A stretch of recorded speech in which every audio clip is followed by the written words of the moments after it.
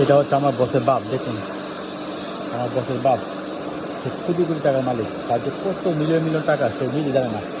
কত দেখেন তার চলাফেরা কাজ কাম, আপনি সকালে কাজ করতেছি আর সকাল জিগায় নাই কতটুকু কাজ হয়েছে না হয়েছে, নিজে শুরু করে দেয়, বুঝছেন? দেখেন কত নোংরা কাজ করে আমার বসের মালিক। এদেশে মানুষ প্রচুর কাজ করে, বুঝছেন? এদেশে মানুষের মধ্যে আলাদা একটা অন্যরকম সিস্টেম। কত টাকা মালিক ওকে দেখেন, ঘুমতে কাম করতে গেলে ছোটো হাফ প্যান্ট করে, হ্যাঁ দেখলে মনে ফকির, মানে কোনো টাকা নাই। অথচ দেখেন তার এত টাকা যা বলার মতো না। এই পোলট্রি গুঁড়া ভাই শুনছি আপনার প্রায় হচ্ছে 22 মিলিয়ন টাকা লাগবে, তো বুঝছেন? সে আগে আপনার বিল্ডিংয়ে কাজ করতো, বিল্ডিংয়ে কাজ করে করে টাকা জমা জমায়া সে তার ছেলেকে পরে করে আসছে, তারা এত এত এই দুনিয়ে গেছে, বুঝছেন? তো মানে আমি যখন আসছি তার কয়েক মাস পরে দুনিয়ে এর আগে গরিব ছিল তারা।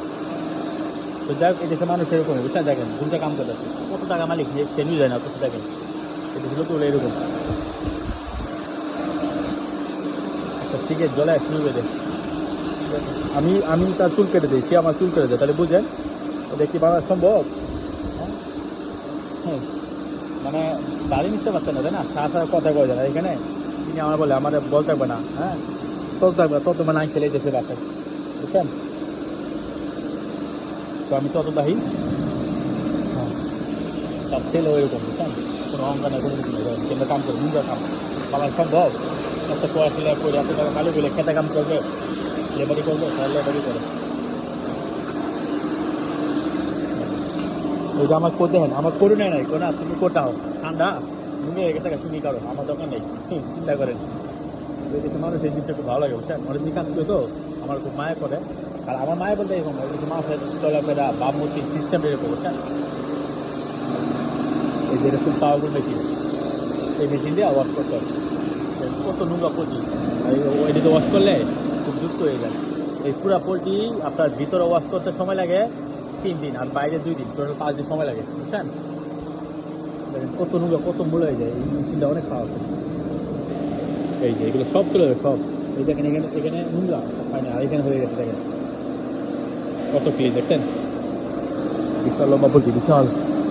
তো যা বলতেছিলাম, বুঝছেন? এই যে তোমার অহংকার নাই, মানে ছোটো ছোটো টাকা এবার দেখবে নিজে নিজে বাজারে গেছে, নিজে নিজে হাত করছে, কাজ করতেছে, ক্যাচের কাজ, লেবারি কাজ, নোংরা কাজ সব, ঘর বাড়ি পরিষ্কার করা, মানে মাঝে মাঝে দেখি দেখি আমার রুম কত পয়সা করে, বুঝছেন? আমি অবাক হয়ে গেছি, আমাদের এরকম প্রত্যেক দিকে কী রান্না করছে, কী খাইতো, মানে খেলা যেরকম না নিজের মতো যেরকম মনে করে, নিজে ভালো যেটা মনে করে এটাই অন্যদের বলে চিন্তা করে, বুঝছেন? এটা একটা জিনিস কি আপনাকে ওই মানে কোম্পানি থাকতে দিবে ভালোভাবে, খুব মানে খুব ভালোভাবে, তারা যেভাবে থাকে তারা যেভাবে চলে এইভাবেই। আমার রুমে ফ্রিজ আছে, মাইক্রো ওভেন আছে, টেবিল আছে, বুঝছেন? চুলা আছে, সব যা যা হারে ব্যবহার করে সব।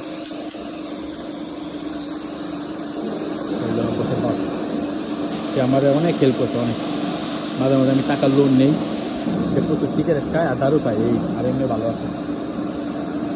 একটা কি জানেন, ওই সৌদি, দুবাই, কাতার, ওই মুসলিম কান্ট্রি যাওয়ার থেকে, বুঝছেন, হিন্দু, খ্রিস্টান, বৌদ্ধ এসব কান্ট্রি যাবেন, ভালো থাকবেন, ইনকাম করতে পারবেন, ভালো থাকবেন, অনেক কিছু শিখতে পারবেন। আর মুসলিম কান্ট্রিগুলো থেকে এগুলো লাভ নেই, তারা হইলে গিয়া কী বলে বেড়া পাল, না পাবে শিখতে, আর উল্টা আপনার মূল্যায়নও করবে না, বুঝলেন? আর ওরা কাম করে কিন্তু বিয়া করে, 4-5টা বিয়া করা, ওদের সিস্টেমগুলো অনেক ভাই বাজার আছে কাজ করে, শুনলে খুব খারাপ লাগে, বুঝছেন? আর আমরা এনে কত ভালো থাকি, শুধু আমরা না, এই যে লেবানন বলেন, লেবানন কিন্তু আপনার সিয়া কান্ট্রি, হ্যাঁ, তারপরে আরেকটা কান্ট্রি আছে যেগুলো আপনার অমুসলিম, খুব ভালো থাকবে। সিঙ্গাপুর বলেন, তারপর হচ্ছে আপনার এই যে ইন্দোনেশিয়া, ইন্দোনেশিয়া মুসলিম কান্ট্রি, আরও কয়েকটা কান্ট্রি আছে এরকম, যেমন সিফেল, ধুমসা কাম্বো আছে।